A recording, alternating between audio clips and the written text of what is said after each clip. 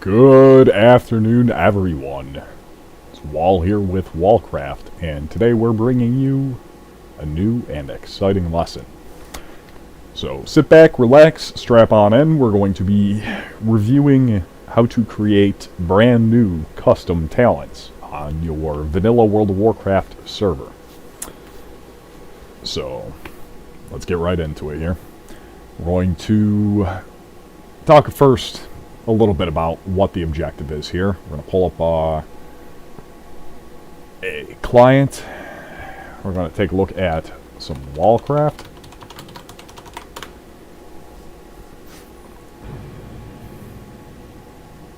So let's log into brand new, well, not brand new. We're going to log into a Boomkin here.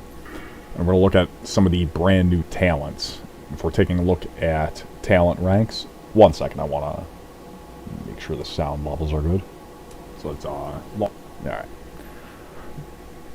So if you'll notice here in the balanced talent tree on Wallcraft, and many talent trees of course, a big goal of mine was to retain the original layouts and structures of the talent trees, the original icons, the symbols, many of the original kind of formats of the talent trees, so that it felt like vanilla. I want people to be able to pull up the talent trees and see, oh, this is something I'm familiar with. This is, I know what this spell is going to do on the talent tree.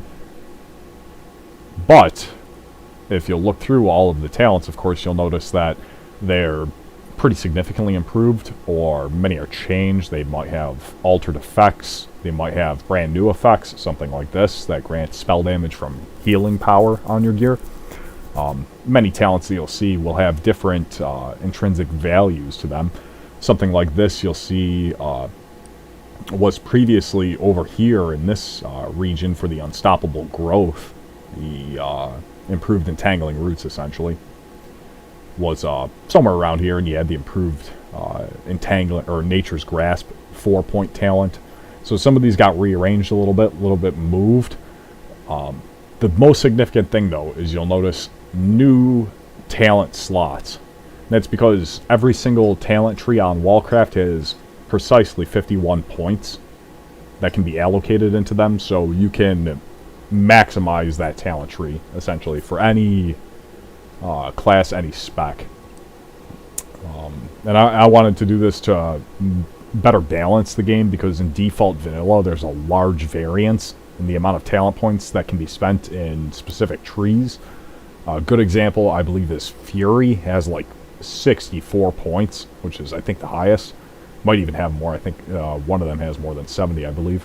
But some of them don't even have 50. I think, if I recall, Ret Paladin, or Holy Paladin, has like 46 points. So you're talking like over almost a 20-point variance in those talents.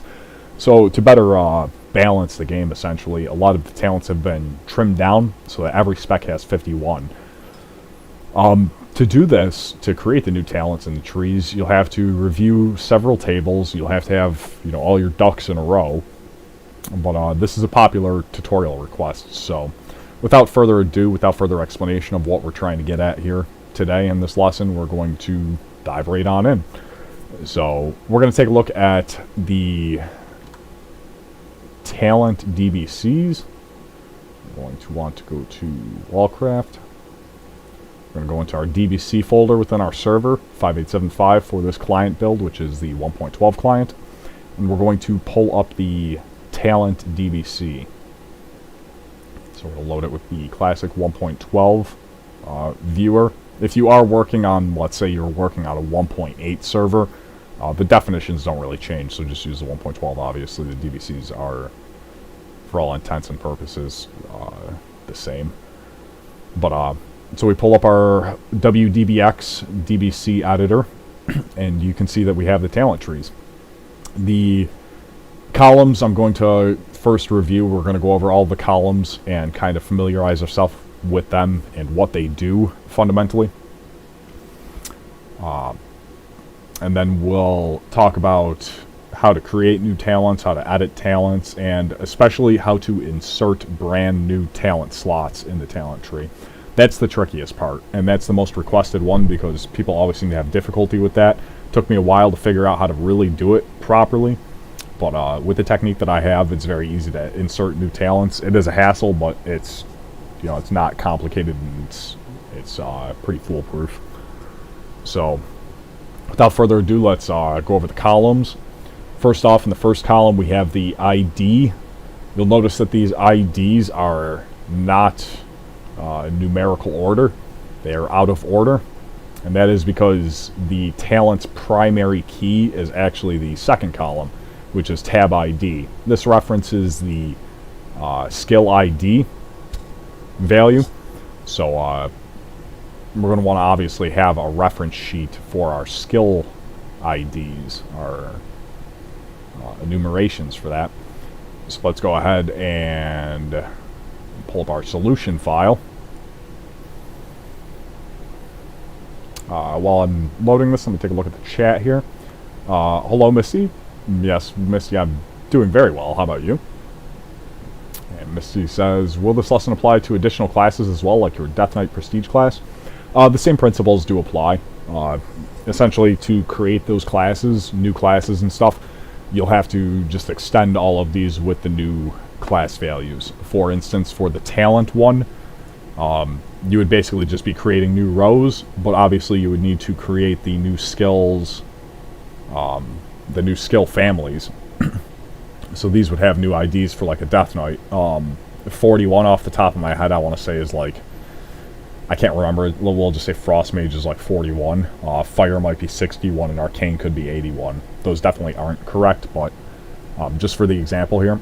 So we'll say like, when we're looking at this, this could be like Frost Mage, Fire Mage, Arcane Mage, whatever talents.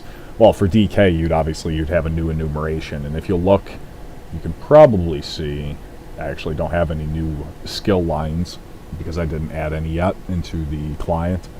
So that's something that I would have to do myself as well for Techies, the Technician class, and the Death Knight class.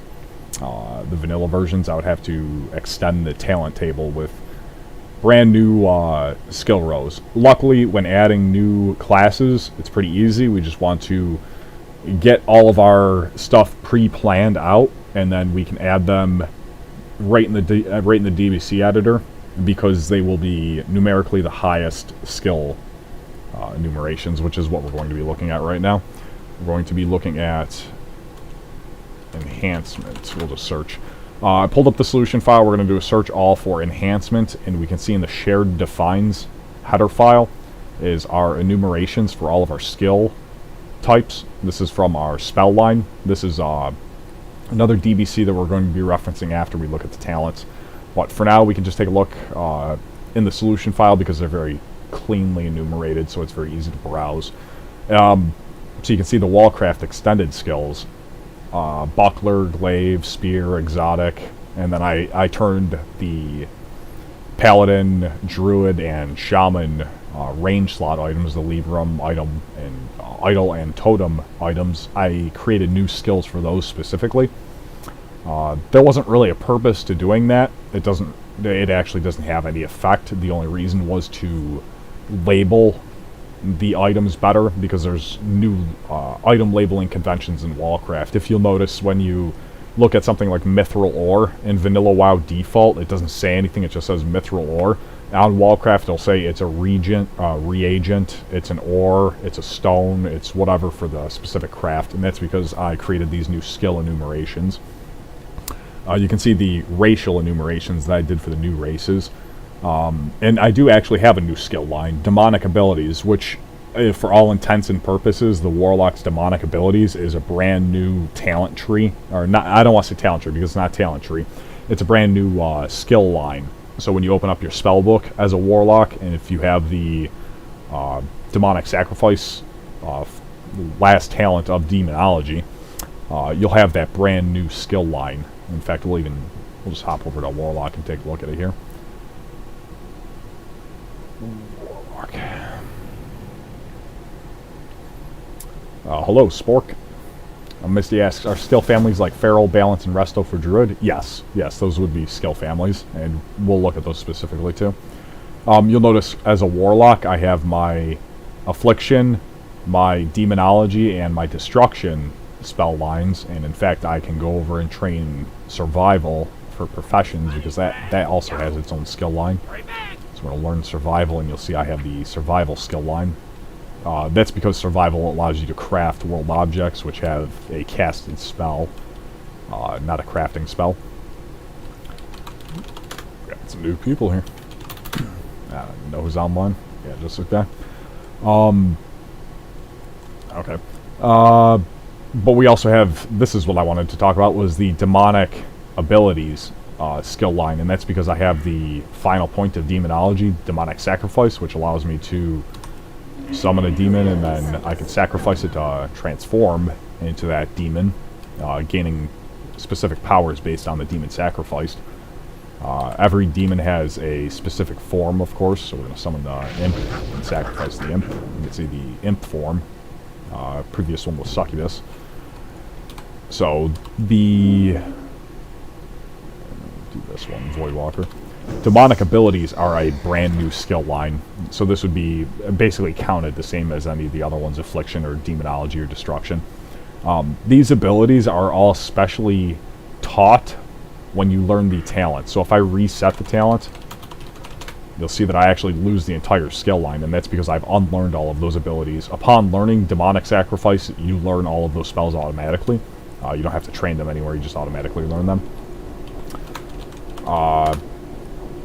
And the reason for that is just to make it cleaner in the UI for players. If you're not a Demonology Warlock, you don't need to be looking at the spells. You know, you don't need to have them cluttering up your bars.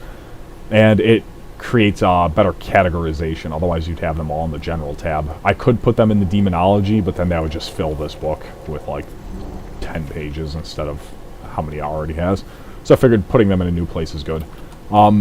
The only downside to that is when you unlearn the talent, you lose all the spells, so they fall off your bar. A bar add-on will solve that problem, because all the bar add-ons, they use basically what are macros. So bar add-on will solve that, but using the default bars, you lose those spells that you unlearn. But yeah, that's skill families. Skill families are referenced in the second column of the talent DBC. So you can see skill family 283. We'll look at the talent trees here for 283, or I'm sorry, what was I saying? 383. 383 would be unlisted. Bizarre. Am I looking in the wrong defines? What am I doing? Assassination. 253 is assassination. What is 383 then? I don't even know. Tab ID. Yeah, 1 second. Let me do a little bit of looking here, because numbers ain't adding up. I might actually be referencing the wrong ones. It's not even skill line, is it? What?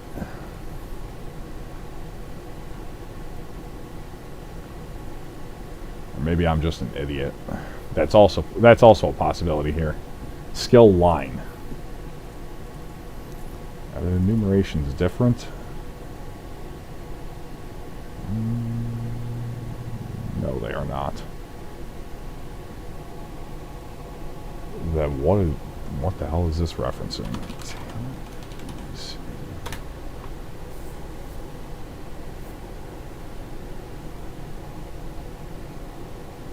This talent tab.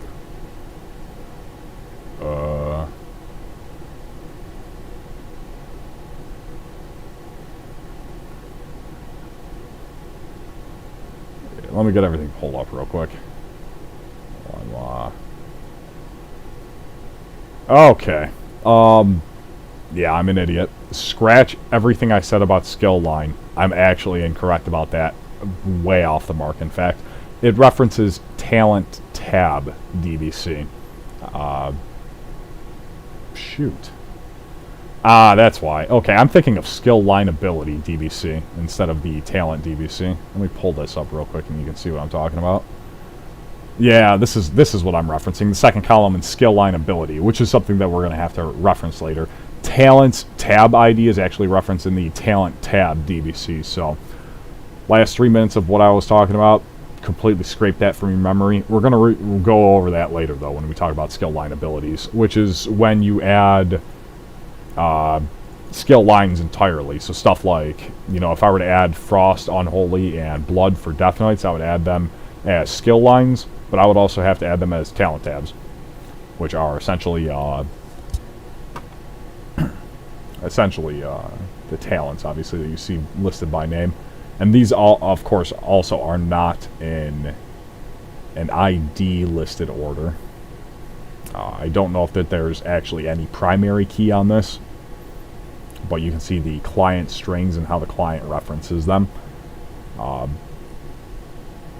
this is for the background file. This is like the picture of the talent trees. So if I were to make a new talent tree, I would have to, let's take for example Death Knight. I would put the 3 different specs in here, and I would have to reference the BLP background image that goes into the talent tabs.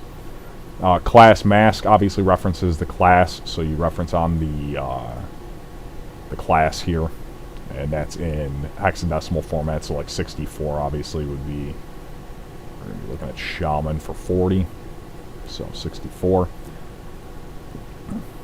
But this is just the talent tab. You're probably not going to start by adding a brand new talent tree if you're looking to get your foot in the water here. So for this lesson, for the sake of this lesson, we're not really going to be dipping too much into this, but this is how you would add brand new talent tabs. We're going to go back to the talent DVC for now, though, and this is what is referenced in the second column. So yeah, talent tabs ID. Moving on, though, to the third column. The third column here is tier ID. This references the row, and this references the column in the next one, column index. So row 0 is going to be the first row, and column 0 is going to be the first column. So if you see 0, 0, that's going to be the upper leftmost talent in the talent tree. So this, for example, this would be 0, 0, and then 0, 1, 0, 2, 0, 3. I'm sorry, actually, it's this 0, 0, 0, 1, 0, 2, 0, 3. This would be 1, 0, 1, 1, 1, 2, 1, 3. This will go all the way down. So 0, 1, 2, 3, 4, 5, 6. So if we go into the Demonology tab, which we're going to look for Demonology and Talent tab real quick. 303. So we go back to our Talent DBC, and we can go to tab ID of 303. This is Demonology. And we can see the last talent is in row 6, column 2, which would be row 6, column 2, Soul Link. This is the very last talent. And going back. So these are just row and column, of course. And then spell rank 1, 2, 3, 4, 5, 6, 7, 8, 9. Goes all the way up from 1 through 9. Vanilla only uses the first 5, of course. There's only a maximum of 5 talent points, but you could have up to 9. Never utilized, but they do exist. So that is a way to extend talents if you do want up to 9 points in them. Obviously, these are the spell IDs. These are referencing the spell DBC, or the spell template IDs. These are all listed in order. So for this example, we're going to look at 303 Demonology Lock's first talent, which is their imp talent. We can see 1, 2, 3. It's got 3 points. So these are the 3 spell IDs referenced. 18694 would be rank 1, rank 2, rank 3. And then going over, you'll see past the spell rank columns is prerequisite talents. Prerequisite talents is recursively referencing a talent ID in the first column, and this is for when talents have a prerequisite to learn them. So something, for example, like Fell Domination, you are required to put 2 points in Master Summoner, which you can see on the talent. That's defined in the talent DBC by prerequisites.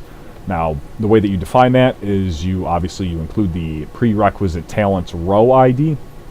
So for 303, 1226 would be our Fell Domination talent. Requires 2 points in Master Summoner. So if you'll take a look here at the next columns, prerequisite rank 1 is something that you'll need to carefully be attentive of, because this defines how many points are needed in that talent tree. Now, this is defined as essentially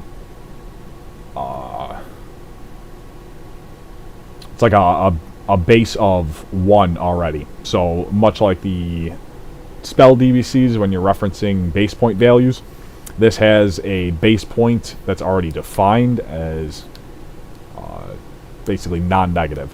So for this, it requires 2 points in Master Summoner, so we'd use a 1 as a value. If we wanted to denote 0, we would have to put -1, obviously. But it actually doesn't even handle 0. If 0 is null and it doesn't have a prerequisite talent, then it could. I'm sorry, it does handle if you have a 0 in the field, but not a -1, I should say. This is a signed integer value with a base value index, like 1 or whatever that proper terminology for that would be. But for example, Fell Domination, you need 2 points in Master Summoner. This is just a 1 in this field. For this, you would need 5 points into whatever this is. Moving on, though, flags. You'll see that flags are defined on the talent DBC, and 1 if the talent has only 1 point, otherwise is 0. This flag displays additional spell data like range, cast time, mana cost. So basically, if the spell is a spell like that you learn, a good example would be Fell Domination. In fact, this should probably even have a 1 in it. Let's see if we can find it. Demonic Sacrifice. This has a 1 in the field. You can see it has a 100-yard cast range. It says it's instant. It has a reagent requirement to it. The reason that this data is shown, but not the data for Fell Domination, is because Fell Domination doesn't have that flag set. So to display it like a spell that you would learn and be able to cast, a 1-point rank, you would want to have that flag set. If it's a passive talent that's not a castable spell, then it's not required. You would obviously have that set to 0. Let me review the chat here. Interesting. We'll watch this afterwards. Time to sleep. Oh, thank you for tuning in. Hope it is a pleasure, and it's definitely some interesting listening if you're interested in it. So, hope you do tune back in.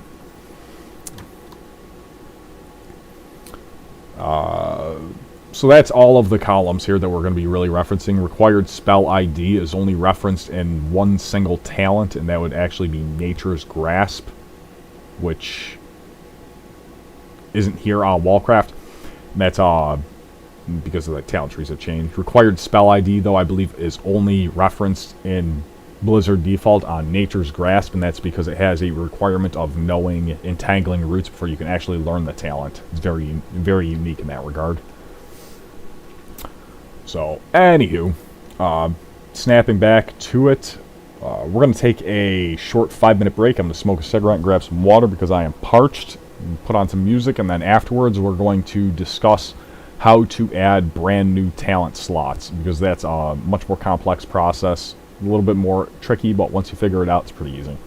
So stay tuned while we take a short break.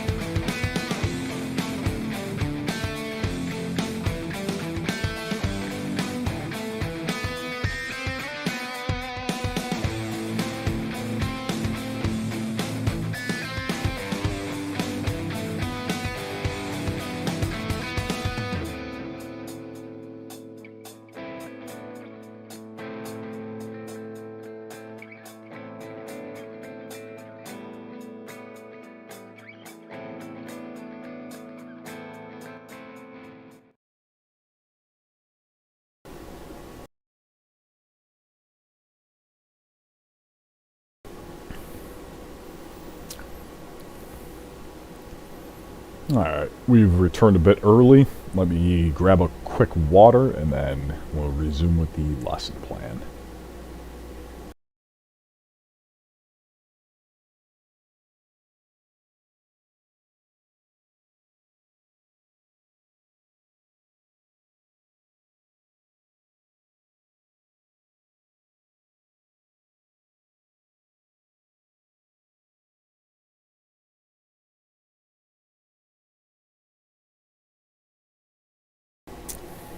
Alright, so let's dive right back into it. Let's take a look here at how to add brand new rows to the talent tree. This is a fun one. It's perplexing because you would think, oh, I can just put them right at the bottom. Should work. No, unfortunately, the issue is, again, the primary key is actually the talent tab ID. The ID is not referenced outside of being a secondary key, but the primary ordering is the talent tab ID, so these must be in numeric order. If I was going to add talents to the protection paladin tree, I could just put them at the bottom because it's the last one. So it's pretty easy to add new rows to protection paladin, but nothing else really. Ironic considering protection paladin has one of the lowest point counts in default vanilla. Kind of funny there. In regards to the tier IDs, these actually don't have to be in order. It's helpful if they are, but not a hard requirement. The tier IDs can be in whatever order. Just the tab ID is referenced. So, how to add new rows? If we have to use this and basically insert them, we can't just simply insert them properly in WDBX. We could try the insert row function, but I can almost guarantee you it's not going to work properly.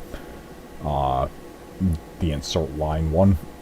The solution is we export to CSV. So we're going to export our talent trees to CSV. And then we are going to open that CSV. You can see we can open it right in Notepad++. It's easier to open it in Excel, but frankly, Notepad++ does the exact same thing. This is a CSV file. It's exported by WDBX in the proper format, so we're not going to want to change the header whatsoever because this references all of the columns. It is these rows that we're going to be interested in. And you can see that these are simply all of the rows information. They're separated by commas, and all of the data is in quotation marks. So going through, you can see obviously it's in the same second column as the primary key order that we had. So let's take an example here on the talent tab for combat rogue. They're actually, yeah, we'll do combat rogue, row 181, or ID 181, I should say. So we're going to go up to 181, and we're just going to go to the last row, and really for no reason whatsoever, but we can for the example, we're going to add a new row. Now, the ID obviously is a unique ID, so we want to make sure that we are using the highest ID. And the way that we find that is by going back to the talent DBC, and then we're going to sort from smallest to largest for the ID column. That allows us to see what is the highest used ID, which is 2007. So we're going to use 2008 for this one. And this is combat rogue talent, so talent tab ID 181. This is the last row, and we're going to put it next to the last row in combat. It's just going to be floating there. And it will be Adrenaline Rush as well, but just for the sake of the example here. So we've added a second version of Adrenaline Rush. This could be, we could put a different spell here. It could be any spell that we wanted, but I'm just going to use Adrenaline Rush. But we've added that to the Rogue Combat Talent tree to the right of the standard placement. We're we're going to save this, and then we are going to want to ensure that we have a backup first off before we attempt to import anything. We're just going to want to put a backup copy onto our desktop just in case there's an issue when importing, that we have a copy. Obviously, it's not really necessary to do a backup for the talent tree if you're using a custom patch and you update it regularly, because the patch itself has the talent, so you have other copies existing somewhere. But just for the sake of brevity, we're going to back it up, and then we are going to import from CSV. So click the import tab. We're going to import from CSV. We're going to browse. We're going to select our talent CSV that we just modified. We're going to ensure that we override all, and we're going to take newest. So select these options, override all and take newest. Now you do want to be careful. If you ever do the override all or the update existing, you have to be careful, because if your IDs are not correct, if your IDs have duplicates, they will be erased with the override all. And this could cause a headache. It would have anyways, because you had it incorrect, but this will basically override them. So we just want to be careful what we're doing there, and that's why we do the backup, just in case something goes wrong. So we're going to select these options, and we're going to load, and it says CSV import succeeded. And what we're going to do is save to make sure that it's saved. And we will take this, the talent tree, and we're going to put it into our patch, because we need to copy that for the client to view. So we're going to take a talent, and we're actually going to take spell, because I updated that last night. Don't worry about the spell, obviously. I have to update my patch. So now we're going to boot up a server.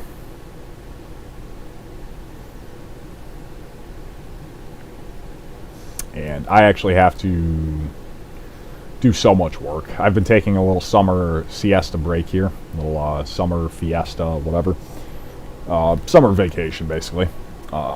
Just enjoying the weather and enjoying stuff. Been gaming out pretty hard, because there's a lot of big stuff happening in the gaming world right now. Dead Bad Mode and RuneScape, and the International and Dota are the big two captivating me right now. So updates have been a little bit slow for Warcraft, but that's because we are done with the classes, 98% done with the classes, and items are 90% there. So classes and items are done. Next is mob tuning and dungeon optimization, and then after that is cleanups, and then the beta. So we've got some busy months ahead. Next 3 months are going to be pretty busy for us all the way up until Christmas. But I would definitely say a beta will launch before the end of the year. If things do get delayed, because I'm a bit of a stickler for perfection, it would be very, very early next year. No later than February. But I would say for the end of this year is a pretty safe bet. Moving on, though, we're going to boot up our client, and we're going to sign into our test server. Got our patch updated. Choose our developer realm, and you can see I actually have all my characters just copied over from the other realm, so yeah, I'd be noticing any difference there.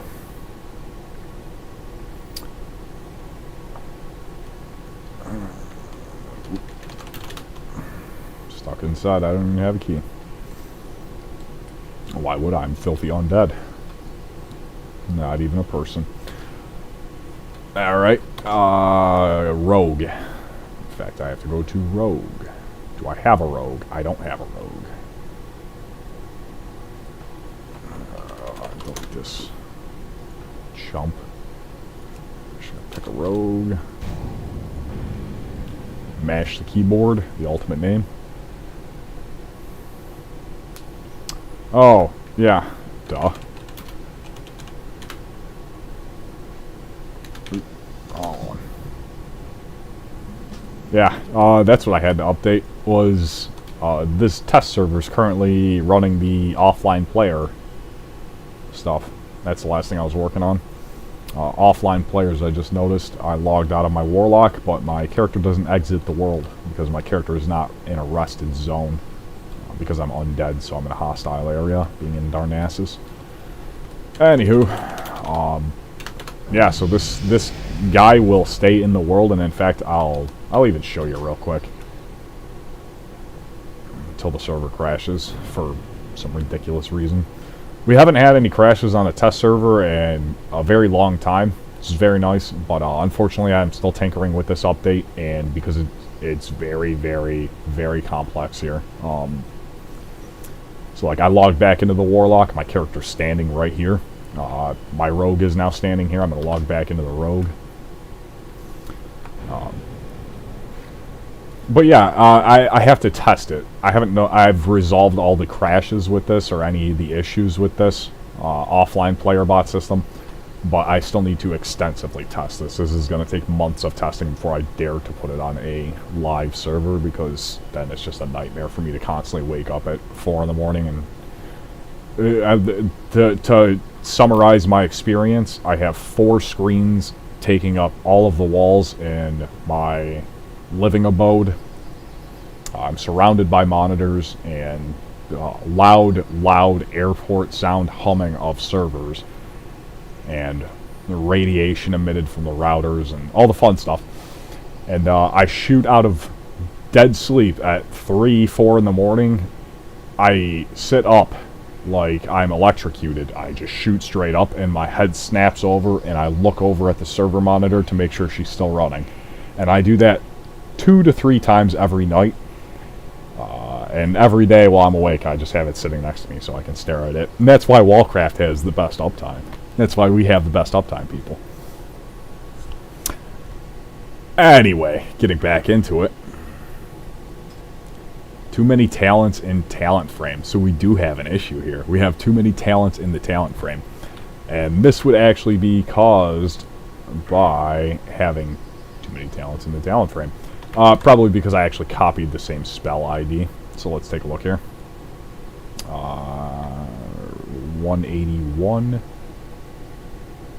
Yeah, and that's probably because I just copied the same spell ID. So let's go ahead and change this. We're going to give a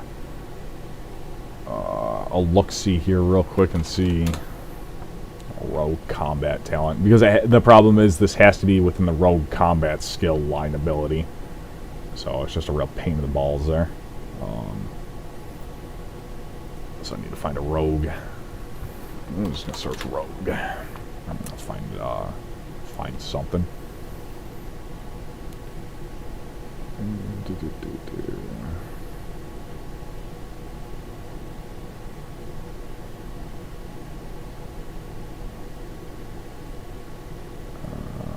Needle.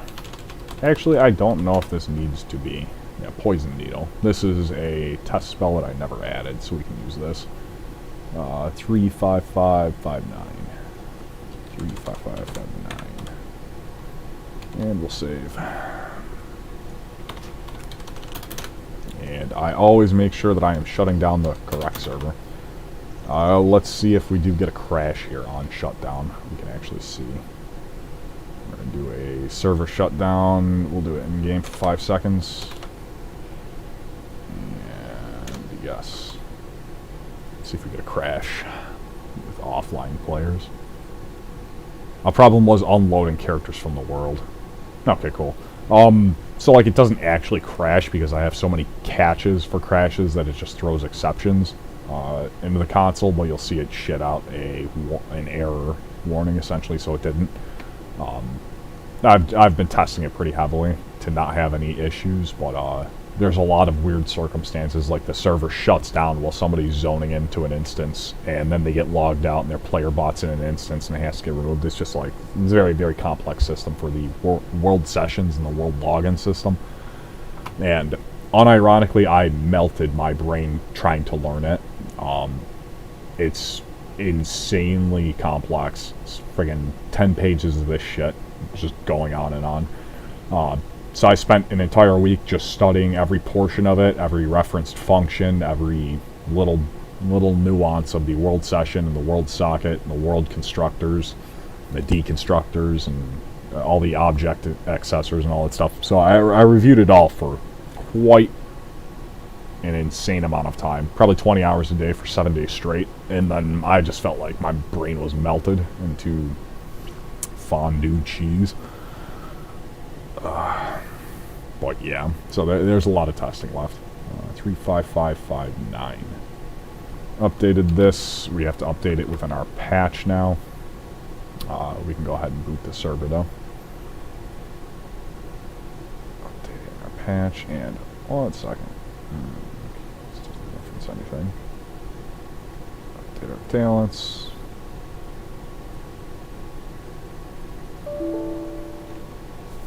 Yeah, let's see if we still have an issue.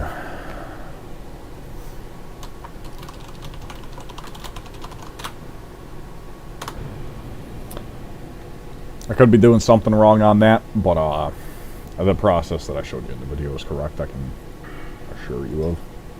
Yeah, too many talents in talent frame, so we just have simply too many talents in the talent frame. Let me take a look here, see what we messed up and figure that out. Row 6, slot 2. So all this information should be correct. 35559. Unless I didn't save the talent DVC. That is a possibility. But this isn't saved in the right place.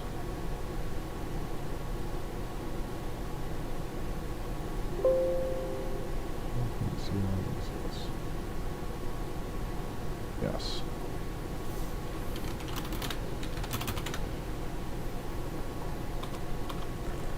Rebooter. Should make sure we got everything all set.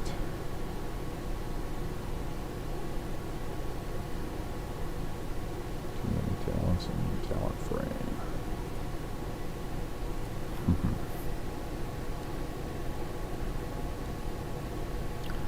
Did I mess up on the ID?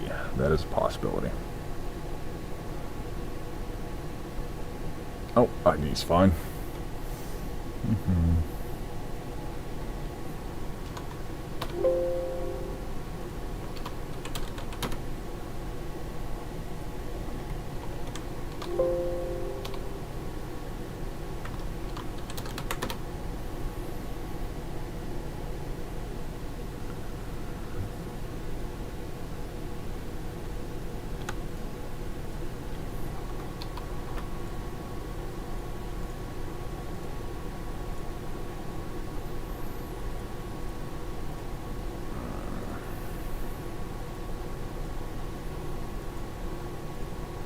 You ever just stop and ask yourself, what the hell am I doing?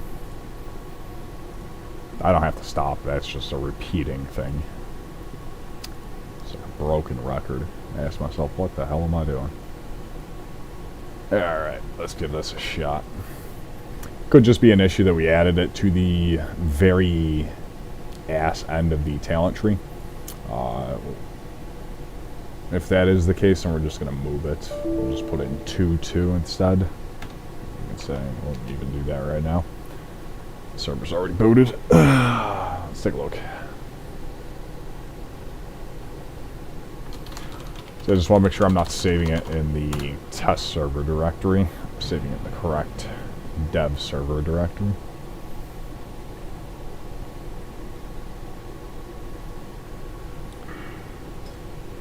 Yeah, it's probably because I'm sticking it at the very end, though. Let's, we'll do that right now. We're going to try with the third row, I should say. Technically be the third row. So I'm going to save this. Reboot.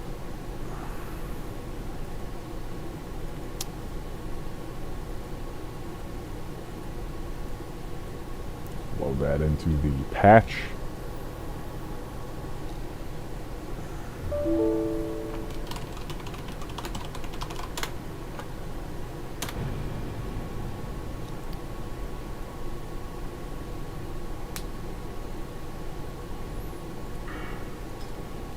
Too many talents in talent frame. Oh, that's why, because I put it in the dumbest spot. We're going to do 0, 1, 4. So 0, 0, 1, 2, 3. Sorry, 3. 1, 3.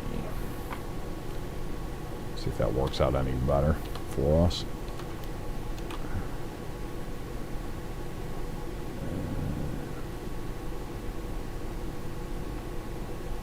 And we don't have any prerequisites.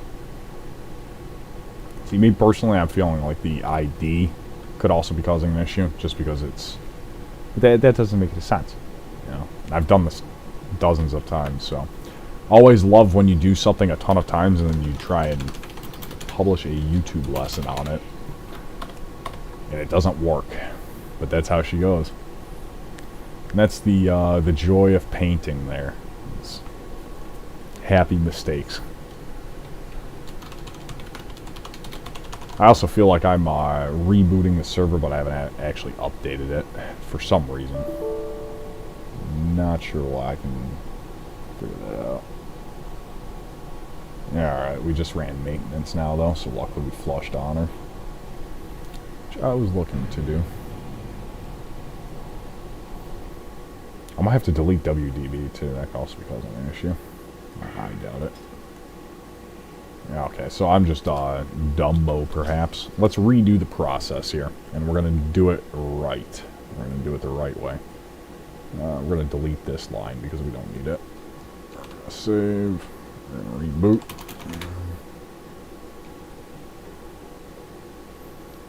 Boot the server back up.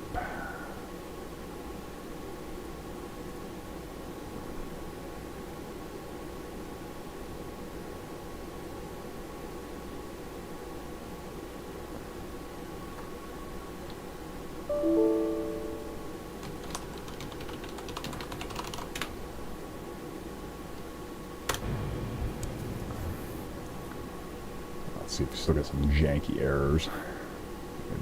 Maybe I fricked something up. Yeah, see? Okay, we're still getting errors here. Did I not update my patch? That could be the error.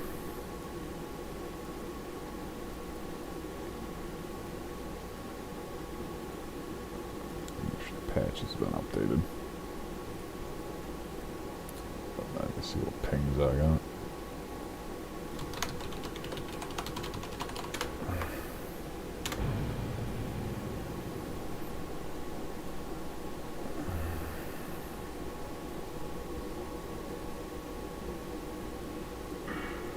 Yeah, okay. Issues resolved. Alright. So let's go back. We're going to repeat the process. It's the same process that I described. I'm not sure why it didn't work properly, but we're going to figure that out. We're actually going to use the backup that we had because that is the reason why we do it. We're going to take this, we're going to cut it over, and we're going to put that into our... Yes. And we need to go in because it's modified.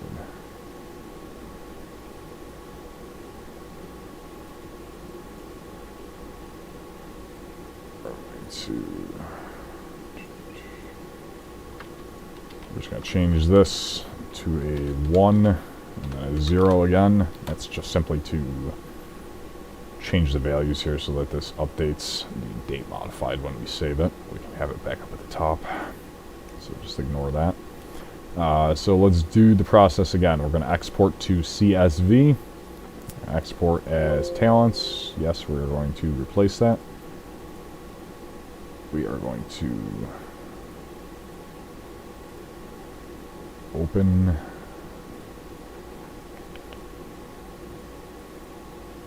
talent. I'm going to go to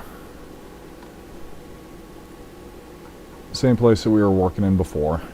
We're actually just going to put the talent in, yeah, same place that we were trying before as well. So 205. Search 205. Find the correct row. And we're going to do it the correct way this time, though. So you can see I have a brand new talent added in the one row. Actually be the second slot of that.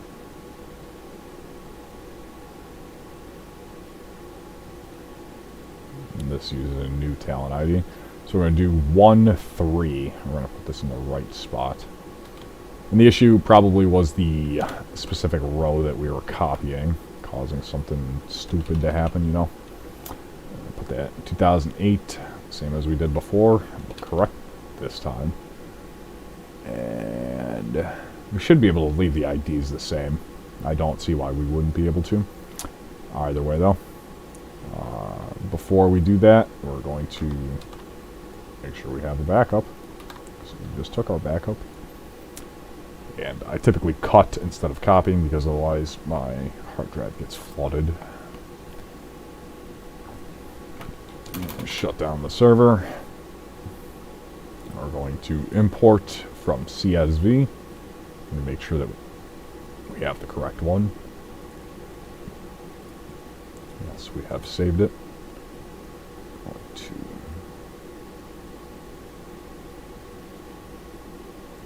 override all.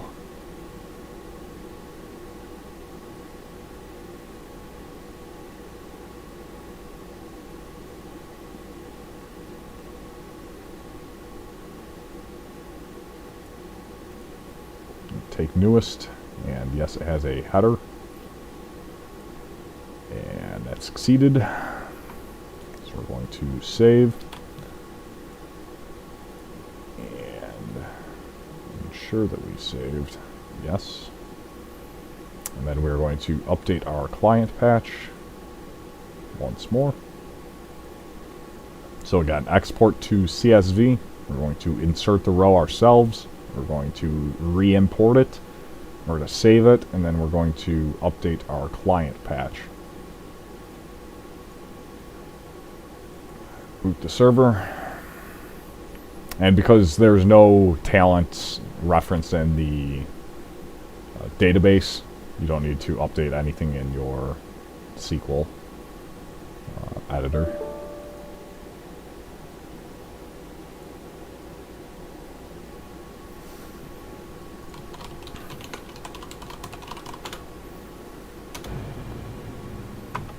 Let's see what nightmares we've uncovered. And, well, it says too many talents in talent frame, and that's because we did the same thing that we did. We used the same talent, but you can see it's there. It's, you know, it's where it should be, at least where we wanted it to be.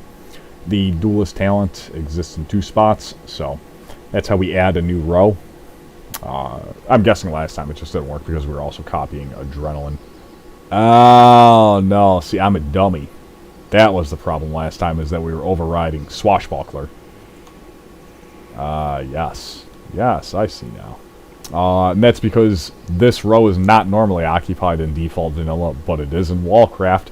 So, the last 20 minutes of this lesson was a hard-spent time learning that we always check what we're doing first before we go ahead and edit it, because I've already edited this and forgot that I had something there.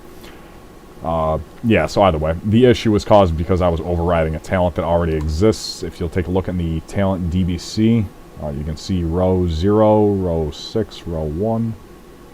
Let's see, 181. So skill line 181. 6 and 1. Which means 6 is referenced elsewhere. So it's smallest to largest.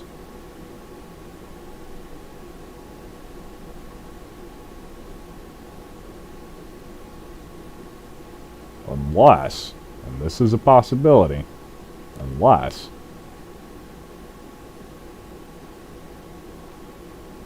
let's see.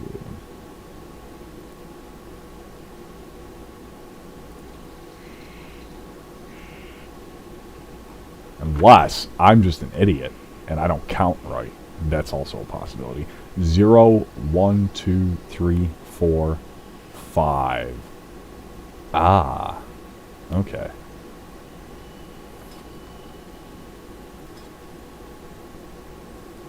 Yep, so we have too many talents in the talent frame.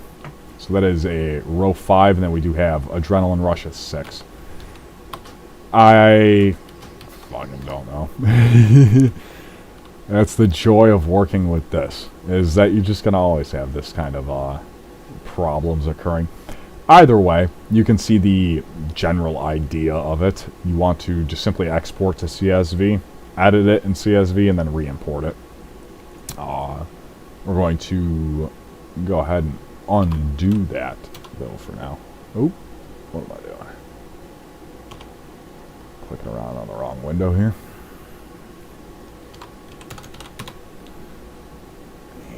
Go ahead and delete this line. Save. We're going to reboot the server.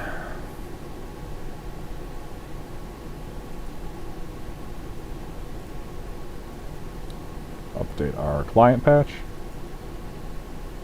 So that's saved. Yes.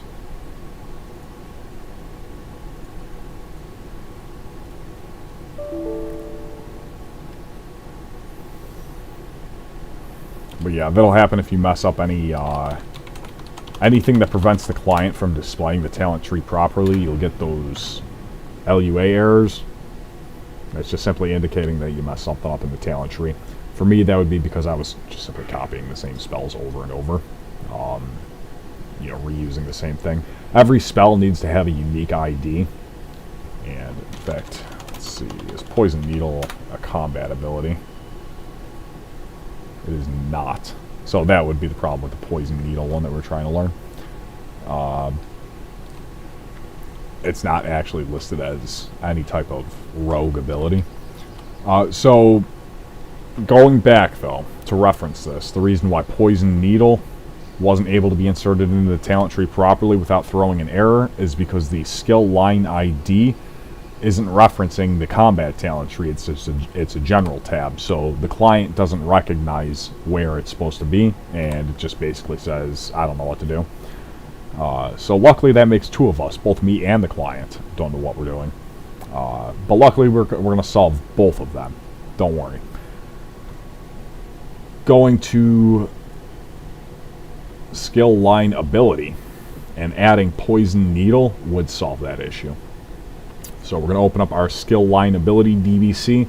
We have reviewed this in lesson 2, I want to say, perhaps 2. But skill line ability references all of the skill lines and the spells that belong to them. So for Rogue, we can sort smallest to largest. And this is where we have to reference the shared defines. So for skill combat, you can see combat, subtlety, poisons was actually originally a rogue skill. They do have that as a skill. But it's not listed as an entire skill spec.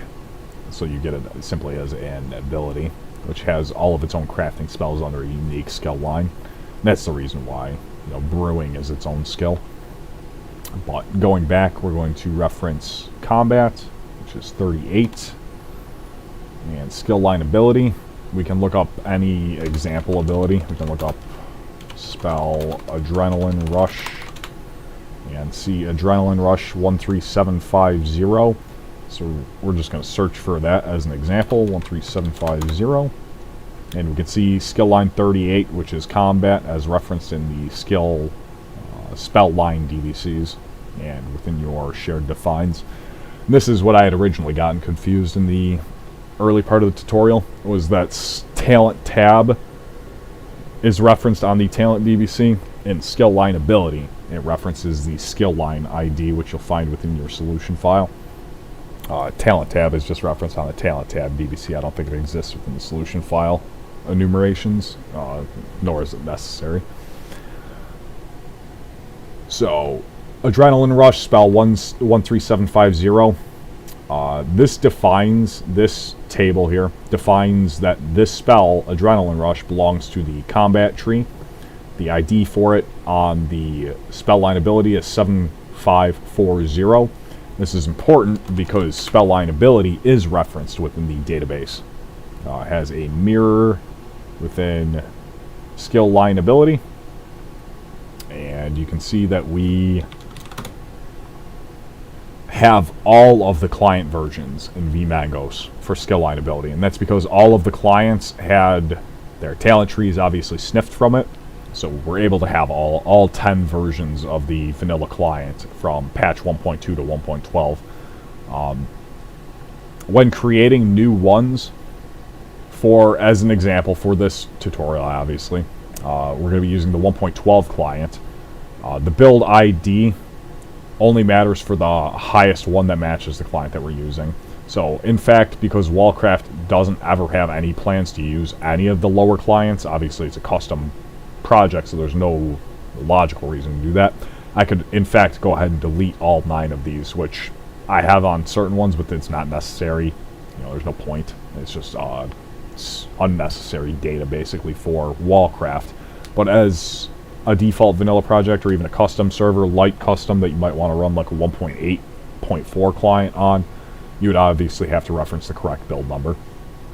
But for this example, let's say I wanted to change Adrenaline Rush from a combat ability to an assassination ability, just for whatever reason. I would just change the skill ID in the 1.12 build number to accomplish that. And again, obviously this is mirroring what is in the DBC. So the DBC and the database have to be updated. If there is a discrepancy between the two, this is a very important one that you do not want to mess up, is skill line ability. And you do not want to, again, do not delete any of these rows unless you absolutely know what you're doing, because deleting one of these will cause your server to instantly crash the second somebody loads it up. Because the server doesn't know how to send the correct talent or skill line data. You can crash your server until it gets fixed, which is a nightmare if you mess up one thing and you don't know what you messed up, because you're just going to have an endless crash until you kind of narrow it down.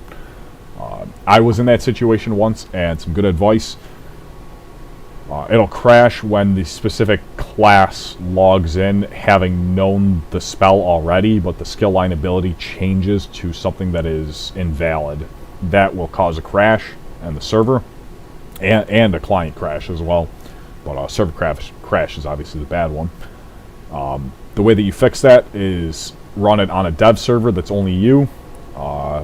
Go through all of the classes, and whatever class is crashing, you can narrow it down into one of those skill IDs. But yeah, don't fuck this up. That's the best advice. So, getting back to the lesson, if I wanted to add Death Knights, I would have to add their skill line abilities, and all of their spells would have to be defined based on what skill line ability that they're using. So if I had a Death Knight, his skill line ability would be, you know, somewhere in the high 700s, almost 800 ID, because that's numerically the final one, or at the end there, highest. So like a Death Knight skill ID, just as an example here, 780, 781, 782. That would be Unholy, Frost, Blood, just for our examples here. I would have to go through and list every single Unholy, every Frost, and every Blood ability with their correct skill IDs in both the skill line ability database and the skill line ability DBC. And they have to match, and then I could go ahead and add those abilities to the classes, essentially, because then the client and the server knows how to handle them. If that is not defined, if these are not defined, you can still obviously learn the spell on the class. I could teach my rogue Frostbolt if I wanted right now. Look up spell Frostbolt. I could teach my rogue 28478. Oh. Learn 28478. So I could learn Frostbolt. It's going to be in my general spell tab though, because I'm not a Frost Mage. I don't have a Frost tree to put it in. This is an NPC version of Frostbolt, so it doesn't even go in the Frost tree. It's just in general, because it doesn't have a definition for this exact copy of Frostbolt that an NPC uses. If I were to look up an NPC spell like Bash or something, look up spell Bash. If I were to look up a spell that an NPC would use, like Monty Bash's Rats D&D. If I were to learn this, you can see it's just a general spell, and very likely it just kills a nearby rat and plays this animation. Learning NPC spells isn't always recommended, because some NPC spells will crash the server because they're not intended to be cast by players. But many of them, obviously, you just mess around with. The worst that happens is you just unlearn it. Anywho, going back to the YouTube chat, Spork says, so there is no 6. For the talent tree rows, yes, there is 6. It goes all the way up to 6. 6 would be the final row. My 6 wasn't displaying because my talent trees had duplicate talents, so obviously I bricked it. But if you look in the Wallcraft Rogue talent tree, or any of the talent trees really, Assassination, really good example, you can see that it has new rows added, and that was added via the process shown in this video. If you do everything correctly and you're not just, whipping it together for a YouTube tutorial, if I went through and I created a brand new spell and I added it to the proper skill line ability, DBCs, and then I could add it to the talent tree, because then the client would know how to display it. The issue that we were running into was because we were just copying pre-existing talents that are already present in the skill tree, and the client's like, hey, there's two of them here, what do I do? But you could see the one that appeared, even though it eliminated the last row because it didn't know how to handle the rows, it still appeared.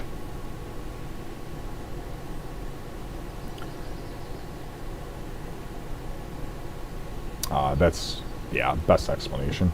So if you count it numerically, though, 0, 1, 2, 3, 4, 5, 6. 6 is the last row. So this would be row 6, 1 would be Adrenaline Rush, which, again, we can verify that just by looking up the... looking at the talent ID. Row 6, column 1. For skill talent tab, skill ID 181, which is combat. And you can see a good example, 202, so this is probably subtlety. Yeah, subtlety. You can see it's got like, subtlety doesn't, assassination does. Vigor is a good example, the placement of Vigor, or Nerve Agent, the deadly throw talent. These are all brand new talent slots added via the same process shown in the video here. So, again, just make sure, reviewing some of the previous material from my lessons here, the way that we added new spells. If you're adding a new spell and you want to create a new talent for it, you'd obviously do the process properly. You would go through and add the spell to the spell template and the spell DBC for the client, and then you want to define the skill line abilities for that ability or talent or spell or whatever, and then you can go ahead and add it to the talent DBC. And if you're adding a brand new row, you have to do the export import. If we were to edit any of these rows, or even delete them, if we were to delete the rows, as long as they're not being referenced in a chain that we would have to undo, we could just delete the rows. Or if we wanted to just simply edit the rows, we could edit them. If we wanted to remove ranks from the spells, I could just simply turn these to zeros, and then it would only have 3 ranks. Again, just make sure that I'm looking at any prerequisite talents or any talents that reference this one. Because they are connected, we have to make sure that we have those numbers defined correctly. But yeah, that's the process for adding talents, changing talents, adding brand new talents. I do wish that the tutorial flowed a little bit smoother and not had any issues, but it's just how it goes. You're going to be dealing with a lot of that stuff. So if you do have any issues following the tutorial, just leave a comment on the YouTube. I check it regularly. I'd be more than happy to go back through and assist. But yeah, that's the process. There's really not much more to explain on that. When adding a new row, export to CSV, add it in Notepad or Excel, and then re-import. And again, when importing, you select it, override all, take newest, and make sure that this is checked because it has a header. Then when you load it, save it, and then upload it to your client patch. And that's how you add a brand new row, which we did accomplish the example when you saw with the second pairing of Duelist.